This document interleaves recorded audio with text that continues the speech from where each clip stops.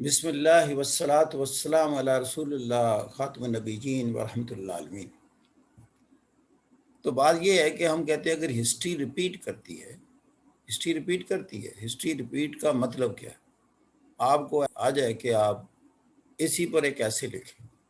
اصل بات ایسے میں جو جان ہوتی ہے نا، that is your point of view, آپ کا نقطہ نظر کیا ہے۔ باقی تو ایسے کی فارمیٹ ہی ہے نا۔ اصل میں تو ایسے کیا ہے، ایک رائٹ اپ ہے، ایک کوشچن ہے، اس پر آپ نے ڈسکس کرنا ہے، اپنا پوائنٹ آف ویو پیش کرنا ہے۔ کیونکہ لمبا ہے پھر اس کو کنکلوڈ کرنا ضروری ہوتا ہے، اس لیے اس میں کنکلوژن ہے۔ کیونکہ بڑا سبجیکٹ آپ نے بہت بحث کرنی ہے، ہر بندہ یہ بھی چاہتا ہے کہ آپ انٹرو میں کچھ بتائیں کہ کیسے آپ اس کو پھیلانا چاہتے ہیں اس بات کو، اس لیے اس میں انٹروڈکشن بھی رکھا ہوا ہے۔ سارے میں ڈیٹیل بحث کیا کرنی ہے آپ نے، تو اس لیے انہوں نے اس میں آؤٹ لائن رکھی ہوئی ہے کہ آپ نے جو جو پوائنٹ ڈسکس کرنے سارے پوائنٹ ہی اوپر لکھ دیں۔ اب ریڈر کو سارا سمجھ آ جائے گا اس نے اس پر بحث کرنی، that is your out line. اصل میں یہ نہیں پتا کسی کو، یہ فیل جو ہو رہے ہیں یہ دو وجہ سے فیل ہوتے ہیں۔ ایک ان کی انگلش نہیں آتی، یعنی 90% کو تو انگلش میں بات کرنی نہیں آتی، وہ اس لیے فیل ہو جاتے ہیں۔ باقی جن کو انگلش آتی ہے وہ اس لیے فیل ہوتے ہیں، وہ ٹاپک کا نام مطلب سمجھتے ہیں، اگر مطلب سمجھتے ہیں تو اس کو پراپرلی پریزنٹ نہیں کرتے۔ اینی وے بات اب یہ تھی، میں اس لیے کہتا ہوں کہ یہ ٹاپک ایسے ہوتے ہیں کہ جی یہ ہسٹری ریپیٹس اٹسیلف، ہر بندے کی اپروچ ہے۔ میں اس کو فلسافیکلی لے کے جاتا ہوں کہ ہسٹری ریپیٹ کرنے سے مراد کیا ہے، کہ جو ماضی میں ایونٹس ہوئے اسی طرح کے ایونٹس فیوچر میں بھی ہوتے ہیں، کیا ایسے درست ہے؟ اب ایونٹس کی دو اقسام ہیں، ایک تو ہو بہو ویسا ایونٹ، ایک یہ ہے کہ ایونٹ کا موضوع وہ ہے، مینز ڈیفرنٹ ہو سکتے ہیں، اسٹریٹجی تھوڑی سی ڈیفرنٹ ہو سکتی ہے، لیکن جو انڈر لائن کاز ہے یا ریزن ہے جس سے کوئی جنگ ہوئی یا کسی کی ڈیفیٹ ہوئی، کسی کی رائز ہوئی یا فال ہوئی، اس کی وجوہات آلموسٹ سیم ہوتی ہیں۔ مثال کے طور پر دنیا میں تاریخ یہ بتاتی ہے کہ جو لوگ طاقتور ہوتے تھے وہ غالب ہو جاتے تھے، دوسروں کو مغلوب کر لیتے تھے۔ جو نون ہسٹری ہے، سب سے پہلے جو ہماری وارز مشہور ہیں وہ پرشین اور ایتھنین امپائر کے درمیان ہوئی۔ کیا تھا دونوں کے پیچھے انڈر لائن کاز؟ کہ ہم ایتھنینز ہیں، ہم سپیریئر ہیں، ہم نے اپنا پھیلاؤ کرنا ہے اور سلطنت کو وسیع کرنا ہے۔ پرشینز کے بھی یہی تھا کہ ہم سپیریئر ہیں، تو there were long wars between these two empires۔ پھر اس کے بعد آپ دیکھ رہے ہیں کہ رومن امپائر ورسز پرشین ہوئی، پھر اسلامک ورلڈ کی دونوں کے ساتھ ہوئی، پرشینز کے ساتھ ہوئی، رومن کی بات ساتھ بھی ہوئی، ایسے ہوا۔ اور اس کے بعد پھر آپ دیکھتے ہیں کہ جب ڈاؤن فال اسلامک امپائر کا ہوتا ہے کہ ویسٹرن جو تھا سیٹ اپ رومن امپائر کی شکل میں تو نہیں رہا، اب وہ الائڈ پاورز بن گئیں، وہ بھی ویسٹ پر تھی، جس میں یو کے اور یو ایس اے پرومیننٹ تھے۔ یہ شکست کھا گئے، وہ ڈومیننٹ ہو گئے۔ سیکنڈ ورلڈ وار کے بعد جنگ اس طرح کی تو نہیں ہوئی تھرڈ ورلڈ وار، اس لیے کہ سچویشن ایسی ہو گئی کہ اٹامک ویپنز آ گئے، اور جو بڑے ممالک تھے جن میں جنگ اگر ہو جاتی تو وہ میوچل ڈسٹرکشن کا پروگرام تھا، لہذا انہوں نے کہا کہ وار کو اوائڈ کرو۔ پھر وہ کولڈ وار میں تبدیل ہوئی، گویا کہ طاقتور اقوام ایک دوسرے پر غلبہ حاصل کرنے کی کوشش میں لگے رہے۔ ہسٹری نے ریپیٹ کیسے کیا، اس کی شکل بدلی ہے، لیکن ایک قوم کا دوسری قوم پر، ایک الائنس کا دوسرے الائنس پر، ایک کلچر کا دوسرے کلچر پر غلبے کا جو خواہش تھی، انفلوئنس پھیلانے کی جو خواہش تھی، وہ تو ختم نہیں ہوئی۔ تو ہسٹری تو ریپیٹ کر رہے، انداز بدلا ہے نا۔ ساری کولڈ وار کیا تھا؟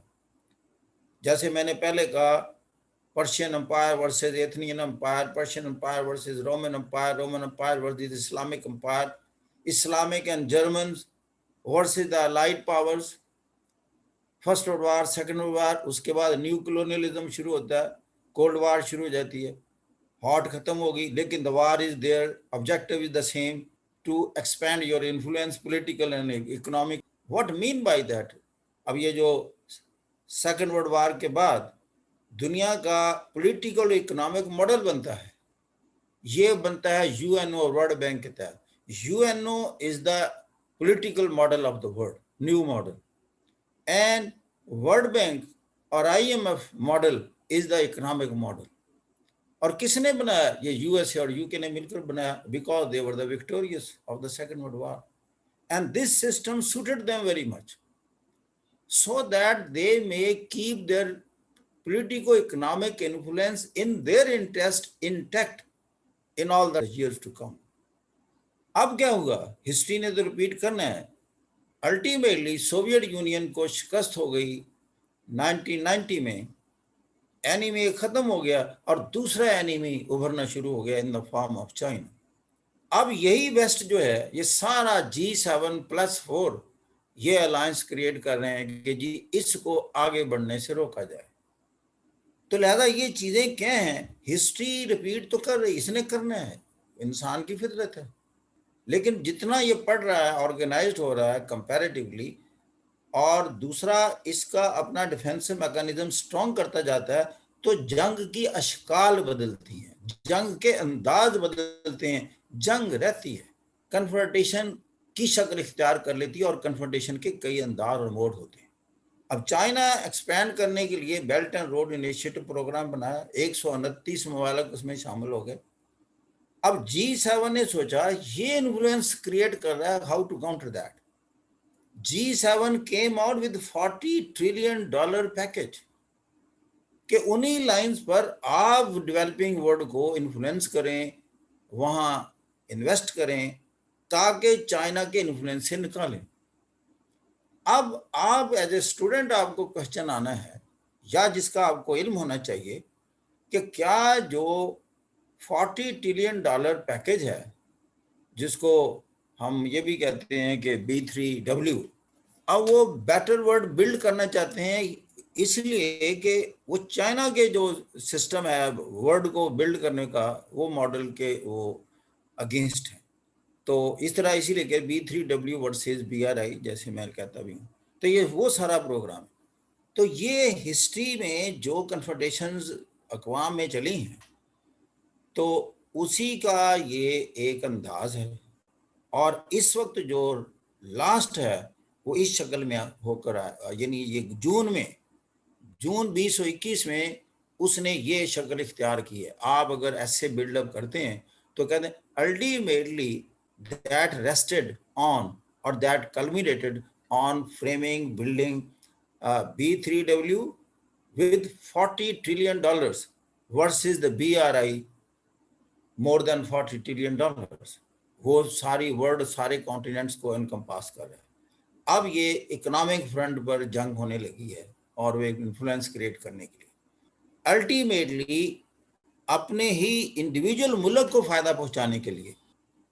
اور اس سے کیا ہے، دنیا میں بیج بو دیا جاتا ہے کنفرنٹیشن کا. رسپانسیبل کون ہوا؟ انسان ہوا، میں اور آپ ہیں، جو اپنے حکمرانوں کو کہتے ہیں کہ دنیا میں کوئی بھی طریقہ اختیار کریں، ہماری ویل بینگ کا سبب بنائیں. پھر ملک اس سے پہلے کلونیلزم میں چلے گئے تھے، جنگیں کرتے تھے، اب اکنامک وار میں چلے گئے ہیں کہ الٹیمیٹلی اس کے ڈیویڈنڈز میکسیمم آپ کے پاس ہیں. جب یہ کھینچا تانی ہوگی تو کوئی نہ کوئی ایکسپلائٹڈ تو ہوگا نا، ایکسپلائٹر کے ہاتھ میں. تو لہذا ایک وقت آئے گا شاید کہ جب دنیا کے تمام انسان ایک ایسی ایسوسیشن بنائیں جو اپنے حکمرانوں کو یہ کہیں کہ آپ ہر کام آپ کے لیے جائز ہے accept the exploitation of the other human being. تو لہذا ultimate responsibility lies with the people right now. Individuals میں بھی ایسے ہی ہے، فیملیز میں ایسے ہے، سوسائٹیز میں ایسے ہے، برادریوں میں ایسے ہے کہ ہماری برادری کا بندہ، ہمارے ملک کا بندہ آگے جائے، میرٹ آگے جائے. یہ الفاظ ہونے چاہیے. میرے ساتھ ریلیشن ہو یا نہ ہو، میرے کنٹری سے ریلیشن ہو نہ ہو، میرے علاقے سے اس کا ریلیشن، میرے گاؤں سے ریلیشن ہو نہ ہو، ایک چیز سے ریلیشن ہو، پروفیشنلزم اور میرٹ، دا کوالٹی. پھر سارا گلوب ترقی کرتا ہے. کنکلوڈ کریں، اسی لیے it looks like and it appears that confrontation in the world will remain as such or intact. Under the existing human paradigms, I mean the socio-political economic paradigms. इसकी base पर इंसान जब तक मौजूद है ये कन्फ्रंट करता रहेगा, कभी in the name of national interest, कभी in the name of human interest, लेकिन at the base there will be some exploiter exploiting somebody, some nation, and those who are enjoying less resources, less competent, less defensive capability, वो exploit हो जाएंगे. तो दुनिया में justice लेने का तरीका एक ही है, you should be powerful enough.